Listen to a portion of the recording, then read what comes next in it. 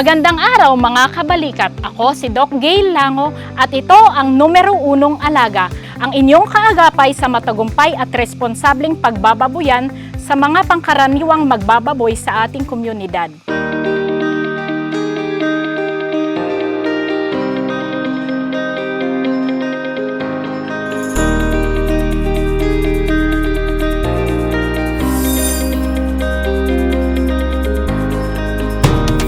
Ngayon, pag-uusapan natin ang farm-to-table na pag-aalaga ng baboy.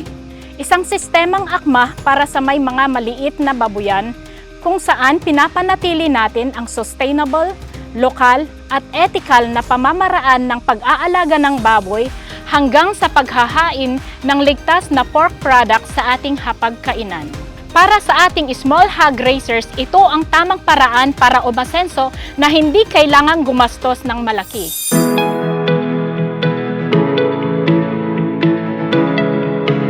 Para sa ating mga maliliit na magbababoy, ang farm-to-table ay nagbibigay diin sa tamang pagpapalaki ng baboy na abot kaya, ligtas at may kalidad.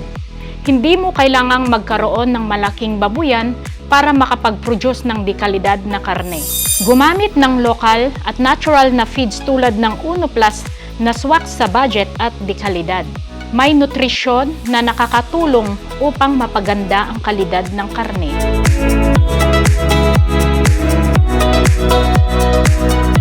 Panatilihing malinis at maaliwalas ang kulungan para sa healthy na mga alaga.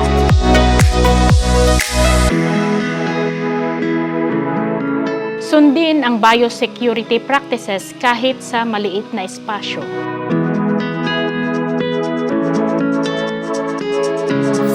Isa po akong simpleng magbababoy dito sa barangay.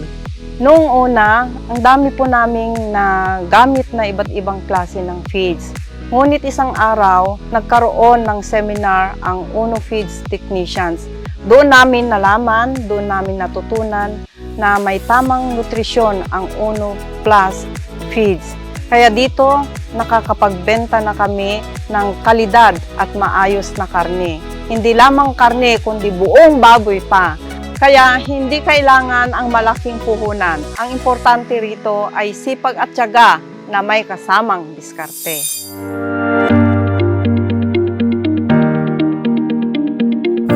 Ang transparency at traceability ay para din sa maliliit na magbababoy.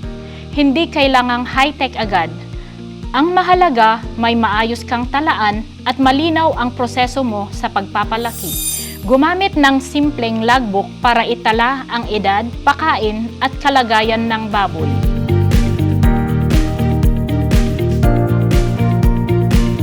Makipag-partner sa mga lokal na meat processors o butcher para sa mas ligtas na pagkatay.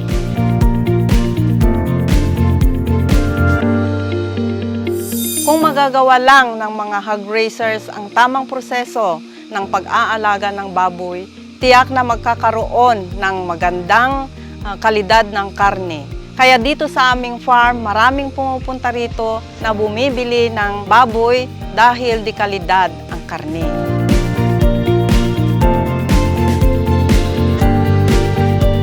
Maraming salamat mga kabalikat. Tandaan, ang susi sa tagumpay ay hindi sa laki ng babuyan, kundi sa tamang diskarte ng magbababoy. Sa Uno Plus Feeds, suportado natin ang mga hog raisers na nais umasenso sa kanilang sariling pamamaraan. Para sa dagdag impormasyon, bisitahin ang aming social media pages o kontakin ang pinakamalapit na distributor. Ako si Gail Lango at ito ang numero 1 alaga. Hanggang sa muli mga kabalikat.